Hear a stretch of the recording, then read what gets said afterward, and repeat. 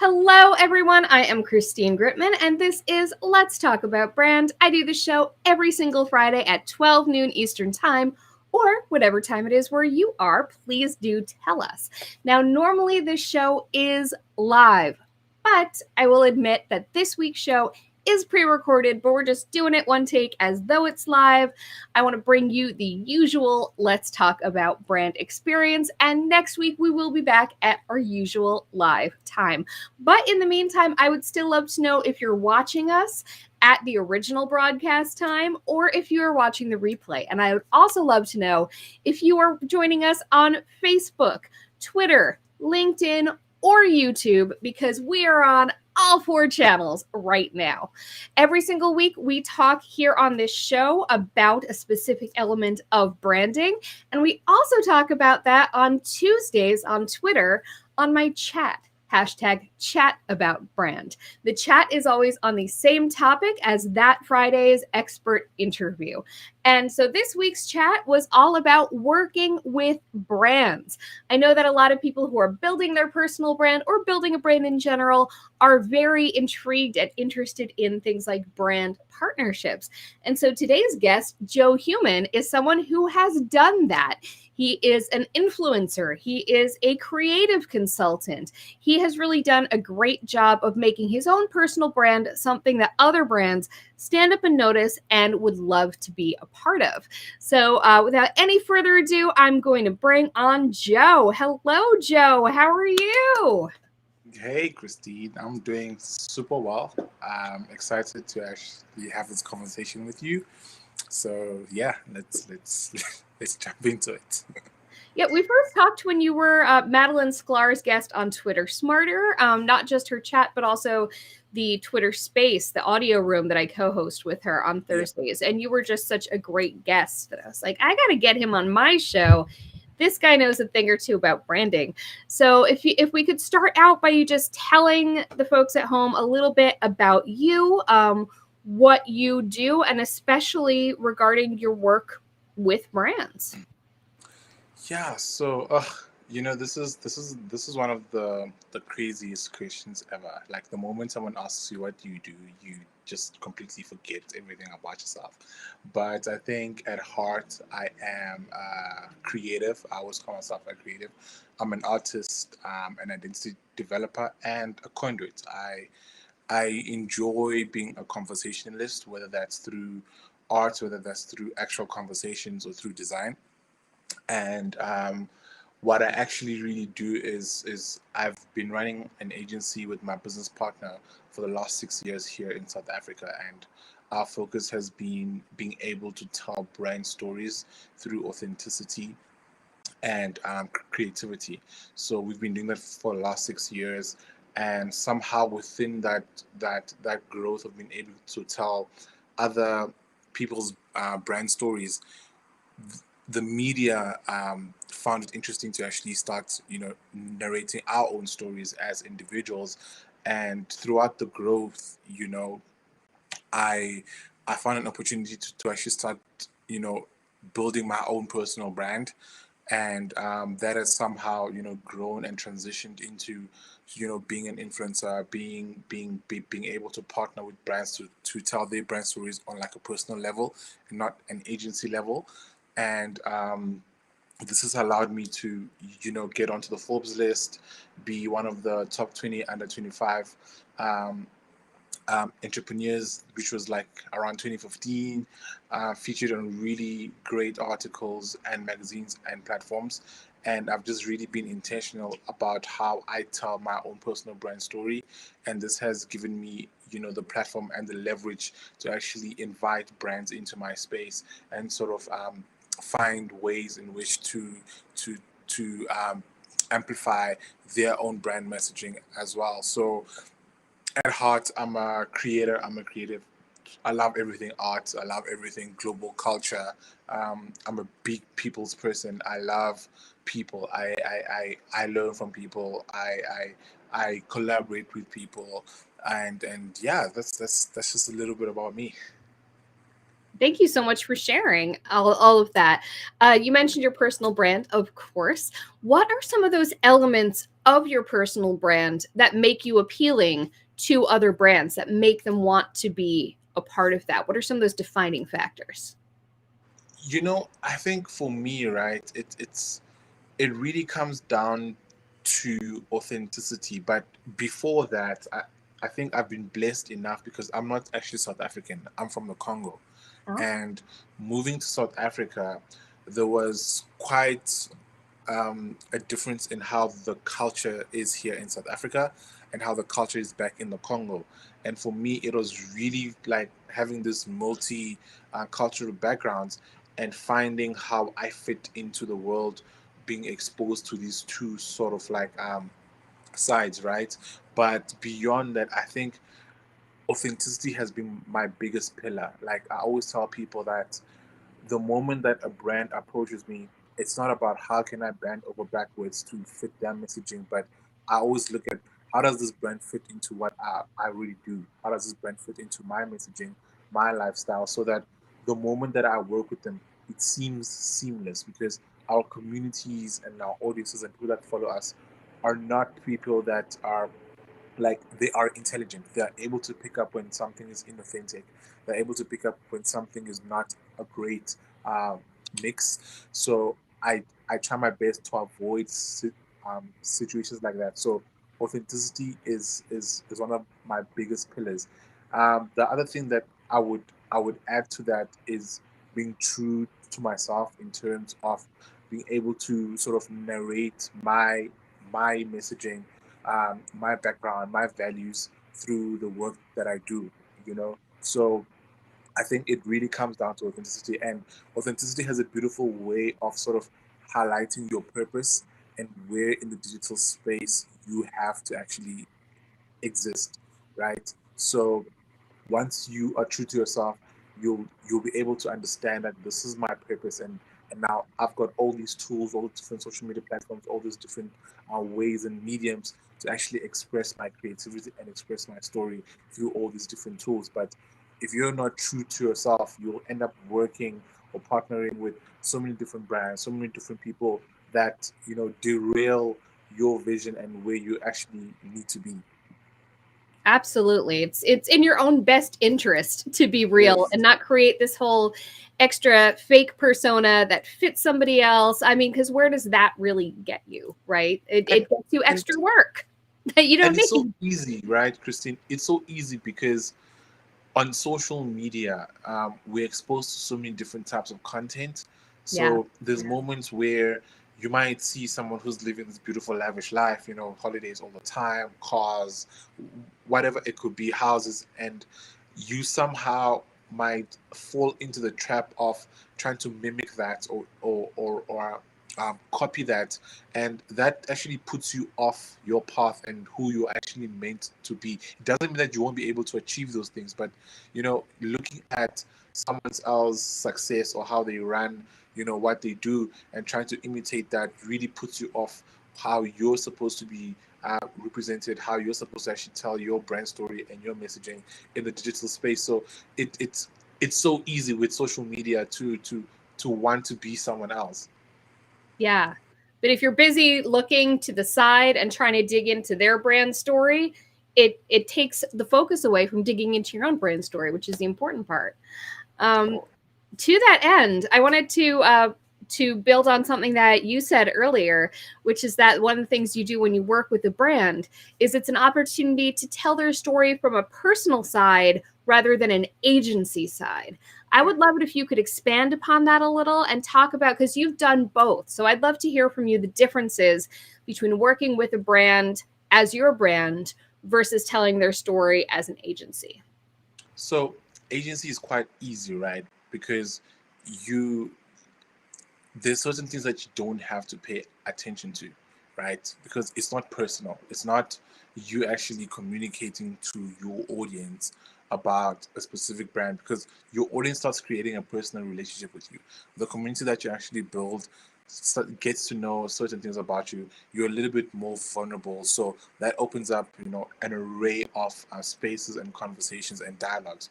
From agency side, it's quite easy because you sit with the brand, you you understand what they're trying to sort of communicate, and you're able to, download that, strategize on that, and then build assets that will actually complement their brand messaging, right? From a personal perspective, it's quite different because now you're actually coming into my space. You want to tap into my community and the people that actually trust me, the people that trust my opinion, the people that trust that if I say, hey guys, this product is amazing, there's actually people who are going to actually go and try that product, right? So it's a little bit more of an intimate space. And I think from a personal perspective, the difference is you understand that you play a role in how, number one, you're perceived, and two, how this brand is perceived, apart from just their messaging, right? So you are sort of like the face of that product, but you're also still the face of your own personal brand. So if anything goes wrong, um, you might get stick, the brand might get stick, so it becomes very tricky. But in essence, what you really want to do is look at how that brand and their messaging fits into your lifestyle. I've worked with alcohol brands, I've worked with car brands, I've worked with products, I've worked with clothing as well, right? And it needs to just be a perfect fit. So if you go onto my Instagram, you will see that, okay, cool, this is a guy who really takes care of himself. He likes to dress well. He enjoys going to really interesting spaces. So when a clothing brand comes through that fits my style, because I dress like a classic man most of the time. I'm always wearing a hat, nice shirt, tailored pants, formal shoes, or sometimes switch it up with sneakers. So it needs to be a brand that already fits into the content that you do. So by the time that you have that collaboration, it seems seamless, not just seamless to the eye, but even seamless to you when you are creating that content. Because I think a lot of creators put themselves in a space where they go through hell to make sure that this content looks the way it's supposed to look. But that's because you're already not being authentic to yourself.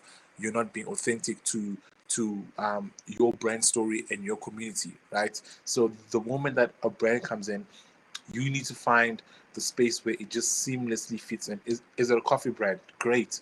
Everyone knows that maybe Christine loves her cup of coffee every morning and she like tweets about it or posts about it. So if a Starbucks or Seattle coffee, comes through, exactly. Right? So if a Starbucks or a Seattle coffee says, hey, we'd love to partner with you on your show, let's talk about brand. We just want you to like have an insert where you're sipping our coffee with the label out there.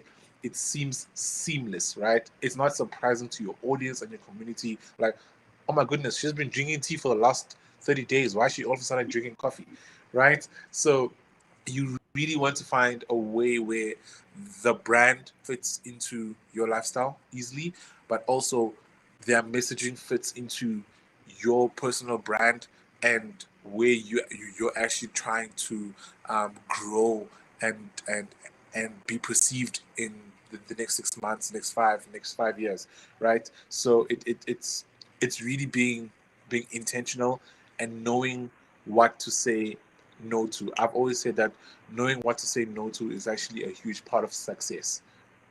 Yes, absolutely. And you brought up another excellent point. I keep hearing you come back to the idea of if you aren't paying attention to your own brand and what it is, there's going to be so many more questions. Yeah, Do I say yes to this? What do I do with this? Whereas if you are clear on who you are and what your brand is and what's authentic to you, those answers are those questions are already answered, which is it makes it it just easier, makes life Christine. easier and more powerful. It makes it more easier because also after you've collaborated with that brand and you've put that work out, whether it's a podcast, whether it's a piece of writing, whether it's content, it resonates with your audience, and the engagement and the reach of that piece of content is much more higher than when you would have to do something inauthentic, sort of like force yourself to, be in a space or create content that you're not comfortable with. Absolutely. And it's great that you also mentioned the dressing well, because one of the comments that I got for you on Tuesday in the chat was Jeff said, "Where do you get those swanky suits, styling and profiling?" So dressing well is certainly a part of your brand, but I imagine that goes back to being an artist and having a sense of the aesthetic. How would you sort of define the Joe Human aesthetic? Whew. So a lot of it is really influenced by my culture and where I come from. So I grew up in the church. You know, my dad was in the ministry. He then became a pastor, then became a bishop. So one of the things that you get conditioned to do as a young kid is your parents actually dress you as to how they want, right? You don't have a say on your style, right? So growing up in the ministry, because dad was in the ministry as well, he was always in a suit. He was always, he always looked like a gentleman, and this is also how I just was dressed. And as I started growing up, it was still the clothes that I had. So I kind of had no choice, but I fell in love with the aesthetic of always looking, cleaned up and well, getting clothes that are like well fitted, And then I'd hang with my uncles who would always have hats around them, and they'd listen to jazz and they'd have like very interesting conversations. And these are like sort of some of the things that I started picking up. And when I got into probably like grade 10, um, I don't know what that grade is in your um, side of the world, but yeah. So I'm so sorry, my phone is ringing and I do not know why it's off silence. But um, so I got into grade 10, and I started sort of like defining what style is for me. Finding my feet into the world, finding my feet into social media, finding my feet into the spaces that that I'm most prominent in. And I started building my own visual guide. And a lot of things fell away, but the values that I inherited, of how a gentleman should appear, and so forth, stuck with me. And one of the things that I really loved was, the hat. Like that's my identity. It's an accessory, and there's such a huge metaphor to it because we wear different hats as human beings. Like right now, you might wear the hat of being, a show host, but after this, you might, wear a hat of being a best friend because your best friend might call you, or if you have, children, you might have to wear the hat of being a mom. So the different hats that I wear also signify the different spaces and different things because as human beings, we are so multifaceted, right? We're so multi-talented, and we wear different hats at so many different times of our lives. So for me, a hat, defines my identity. It amplifies my style and what I'm feeling like and what I'm dressing like, and that's where the influence of how I've been able to put my style together really comes from. And the fact that it comes from your background and your upbringing and all of that, and the classicness of it is probably part of why it resonates, because there's other people who also have seen and resonated with this kind of look, and so that's perfect. To your point about authenticity and figuring out what is going to have resonance for you, one of the questions we had on Tuesday is TM wants to know, hey Joe, how can I clearly define a meaningful emotional purpose for my brand and bring people together? So there's two real components there. There's the emotional purpose and there's the bringing people together. And of course they collaborate. So how do you sort of find that resonance and that place where it's going to not only resonate for you and be meaningful, but also will resonate with others? Or do you even consider the others when figuring that out? You have to consider the others. From a business side, if you put out a product into the market and no one buys it, you've got no market, right? So if you put out content and no one is able to resonate with it, then you don't have a community, you don't have an audience. So from the emotional side, I think we need to understand that human beings are emotional buyers, human beings are emotional creatures, and the best way to tackle that is by being authentic, is by being relatable, right? Is by by by being truthful to yourself and your content and what you're really trying to put out. A lot of people um, don't don't understand that the emotional psychology to branding is actually what builds communities. It's actually what um, builds cult like you, you know um, groups. Like I always tell people that I'm such a huge Apple fanboy. Like everything in my house is Apple. You know, my Same. phone, my laptop. Why? Because I've been able to um, they've been able to emotionally speak to me. Like the way I feel when using the product, right? It's just seamless. It's beautiful. It's perfect. It just works, right? Yeah. That's where they have, like captured me. Other people might be captured by the design, the colors. Other people might be captured by just the software, the tech. So there's many different sort of like touch points when building a brand. But I think storytelling is one really beautiful way of creating that emotional um, connection, right? Really be able to build authentic stories that resonate with people, that relate with people, but going beyond that, engaging back. Because I always tell people that there's a difference between fans and there's a difference between a community. Fans are just people that hype you up, like your work, and you've built that sort of like setup. And they're But great, but they're great, right? But a community is people that engage with you, but also you have to engage back. You have to respond. You have to understand. You have to get the feedback. You have to start building that relationship with them, because what that does is it builds trust, right? It doesn't build popularity. It builds trust, and trust can be leveraged. Trust can be you can use that as a conversion piece to sell something.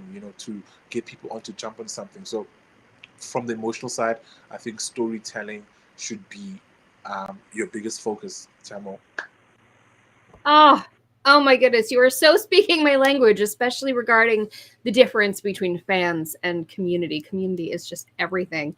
I love So it's funny because one question that came up from several people is Joe Human your real name? Is I that a get this question a lot. um, no, it's not. So my real surname is Nawaya, right? Mhm. But how human came into the play is, so remember I said I grew up in the church, right? Mhm. And growing up in the ministry, you're sort of conditioned not to mingle with people that don't believe in the same faith as you, right? And this is not something that Christianity like teaches, but just based on always spending time with people that are like-minded like you. The moment that you are in an environment where someone has a different view or someone does not believe in what you believe in, you automatically feel like this is not someone that I should be um, close with, right? But then also, here's a young Joe who is a creative and he is curious. He wants to explore so many different things, and he gets into the creative industry and he meets people from all different types of walks of life, right? People that don't believe in what he believes in, people that have a different sexual preference, people that don't look like him. But he falls in love with all those people because we are all just trying to create beautiful, amazing things, right? We are trying to put out our work and our craft. We're trying to perfect our skills, and he falls in love with this. And throughout this love that he falls in love with these people, he realizes that before how society perceives us, before the titles that we get, black, white, orange, or atheist, Christian, queer, straight, we are all just human beings, right? That is the lowest common denominator. We are all human beings. And I took that upon myself to embody that through everything I do. So when I'm designing a logo for a client, I think about how does a human being interact with this thing first before I actually build it. So I reverse engineer it. When I'm hosting a space, I think about how is the listener's experience. When I'm building a brand strategy, when I'm designing, it could be anything I touch. Like at the heart of it is always about how does a human interact with this, how does a human being experience this, how does a human being see this, because that's actually where you start building that greater sort of connection, right? When you're able to connect with the person. So I took that upon myself, and I was like, I'm Joe Human, and I changed my social media platforms into that, and it's stuck, and it's been a very interesting journey ever since. I love that. And you know what the best part of that is? Even though you weren't born as Joe Human, it's almost more authentic. than the name that you were given. It goes back to that theme of authenticity in a really beautiful way. Oh, Yeah. my goodness. I could talk to you forever. But Same. I feel like, you know, I think we had a space, and it was supposed to run for like an hour, but we went overboard because we yeah, just enjoyed being in conversation. it always goes over those Thursday spaces just because I mean it's always fantastic. And Yeah. I just love being able to talk to people directly. Um, all right, so Joe, so tell people where they can and should find you if they'd love to continue following your journey. Twitter. I think Twitter has become one of my biggest platforms. I started off on Instagram quite back in the day, and I grew my following to where I just became inconsistent with it because I there was so much of me that I wanted to get out because I'm quite opinionated about a lot of things. So Twitter became my thing. Like in 2018, I put out my very first thread on Twitter. I was sitting on 1,000 followers by then, and it's just been growing ever since. So, if you want to follow my thoughts and my opinions, Twitter, it's at Joe_human_.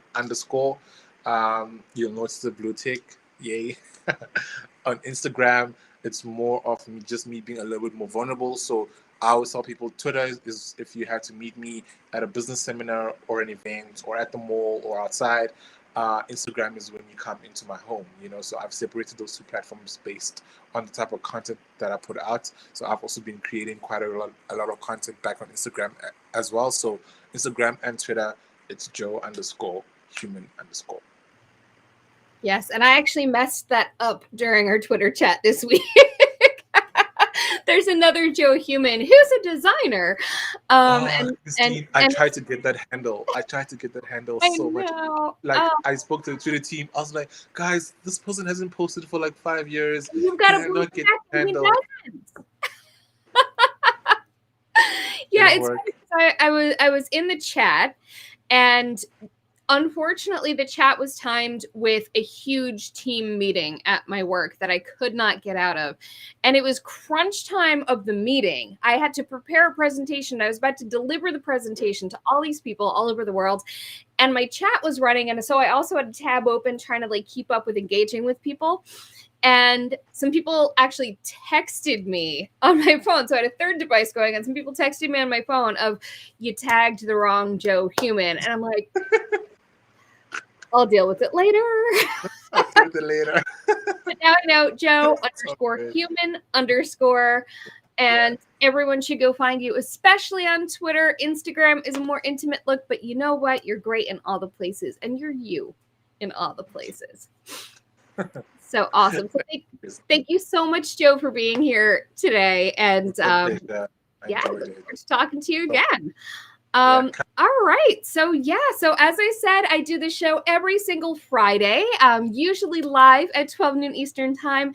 Next week, I'm going to have the wonderful guest, Sarah Clay. And Sarah Clay is going to be joining us from the UK, and she's a LinkedIn expert. So she's going to be talking about branding with LinkedIn.